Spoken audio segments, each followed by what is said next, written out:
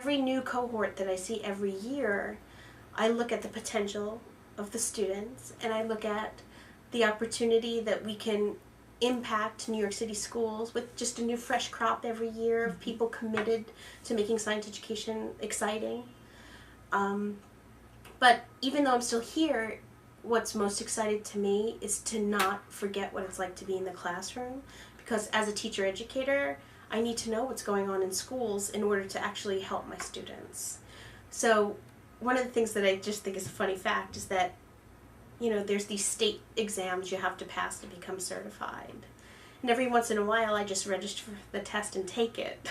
And it's not the kind of thing you tell people at parties, but you know, I feel like it's my job to prepare my students in the best way. And if there's some, you know, state requirement that I have no clue what looks like, how can I help my students to be better or prepare them in the best way? So, you know, recently they changed the exam format and I went and took the test to see how the exam changed. And I tell my students, you know, I went and took the test and they look at me and say, wow, you're really crazy. But I want them to know that I care about their experience and I care about letting them know in the best way I can how to prepare so that they feel like they have the tools they need to succeed. In addition, you know, with other faculty here on the staff, like Dr.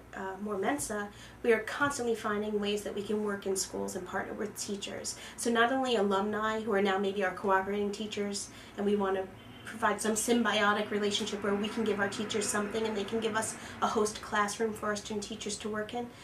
We want to find a way that we can stay real and actually work in classrooms. So on Fridays when we're not on, traditionally on Fridays we're not here in the building, I spend those Fridays, at least 3 Fridays a month, in classrooms. Either classrooms of cooperating teachers where I'm going to place my students for field placements.